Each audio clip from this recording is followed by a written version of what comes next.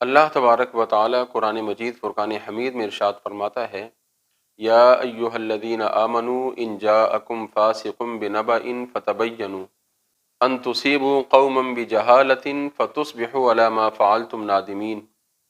کہ اے ایمان والو، جب بھی تمہارے پاس کوئی فاسق اور گناہ گار شخص کوئی خبر لے کر آئے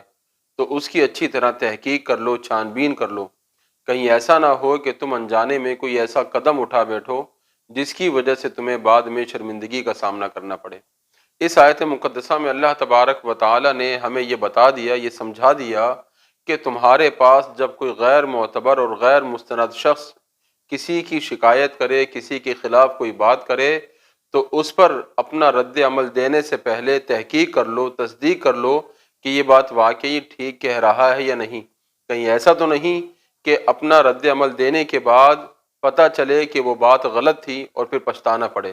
بالخصوص آج کے اس دور میں جب کہ لوگوں کی عزتوں سے کھیلنا ایک معمول بن چکا ہے، لوگوں کی غیبت کرنا معمول بن چکا ہے، کوئی دنیاوی مفاد حاصل کرنے کی خاطر کسی کی غیبت کرتا ہے، کسی کی عزت اچھالتا ہے، کوئی محض حسد کی بنیاد پر کسی کے خلاف لوگوں کے سامنے باتیں کرتا ہے، تو ایسے دور میں، ایسے ماحول میں ضروری ہے کہ ہم تک جو بات پہنچے ہم اس کی پہلے تصدیق کریں کہ یہ بات ٹھیک ہے یا نہیں، اس کے بعد پھر اپنا رد عمل اس پر ظاہر کریں۔ اگر ہم نے محض سنی سنائی بات پر اپنا رد عمل دے دیا اور ہم نے اس بات کو آگے بڑھا دیا، تو پھر یاد رکھیے یہ نبی پاک علیہ الصلاۃ والسلام کے فرمان کے خلاف ہے۔ حضور سید عالم صلی اللہ تعالی علیہ وسلم ارشاد فرماتے ہیں، کفا بالمرء کذبا ان یحدث بکل ما سمع، کہ آدمی کے جھوٹا ہونے کے لیے اتنا ہی کافی ہے کہ وہ ہر سنی سنائی بات کو آگے پھیلا دے۔ تو ہمارے معاشرے میں یہ عام ہے، ہم سے کوئی شخص آ کر کوئی بات کرتا ہے، ہم اس کی تحقیق نہیں کرتے، اس بات کو آگے پھیلا دیتے ہیں، چار لوگوں کو بتا دیتے ہیں کہ فلاں نے مجھے یہ بات بتائی ہے۔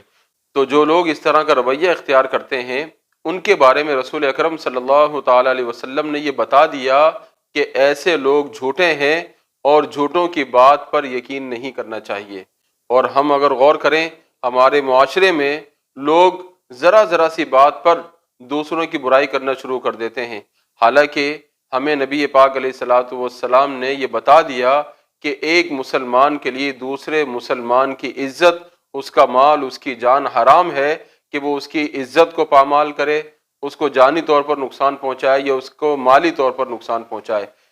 یہ بات ہمیں نبی پاک علیہ الصلاۃ والسلام نے سمجھا دی، بتا دی، لیکن اس کے باوجود ہمیں صورتحال یہ نظر آتی ہے کہ کوئی کسی مستند عالم دین کے خلاف بول رہا ہوتا ہے، حالانکہ حال یہ ہوتا ہے کہ اس کو بیچارے کو نماز کے فرائض تک معلوم نہیں ہوتے، طہارت کے مسائل معلوم نہیں ہوتے، اور مستند علماء دین کے خلاف وہ گفتگو کر رہا ہوتا ہے۔ کوئی مستند پابند شریعت بزرگان دین اور پیران اعظام کے خلاف گفتگو کر رہا ہوتا ہے، کوئی اپنے والدین کے خلاف بات کر رہا ہوتا ہے، کوئی اپنے بہن بھائیوں کے خلاف بات کر رہا ہوتا ہے اور بغض و حسد کا اظہار کر رہا ہوتا ہے، تو ایسے ماحول میں بہت ضروری ہے کہ ہم ان کی باتوں کی تحقیق کریں، معلومات لیں۔ اگر وہ باتیں درست ہوں تو پھر بھی یہ حکم نہیں کہ ان کو آگے پھیلایا جائے، بلکہ ان باتوں کو اپنی حد تک رکھیں اور خاموشی اختیار کریں۔ ان باتوں کو اگر ہم دبا دیں گے، ہم ان باتوں کو اگر ختم کر دیں گے، اس پر ہمارے لیے اجر و ثواب ہے۔ اور اگر ہم نے ان باتوں کو آگے پھیلا دیا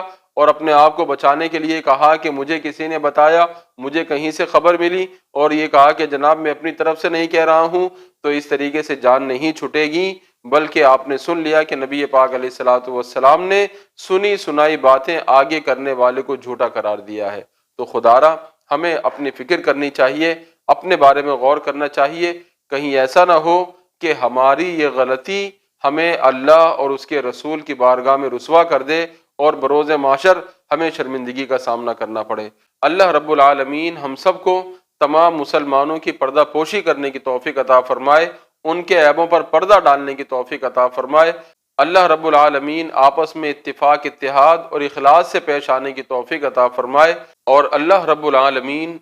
دوسرے مسلمانوں کی عزتیں اچھالنے سے، پامال کرنے سے ہم سب کو محفوظ فرمائے۔ آمین۔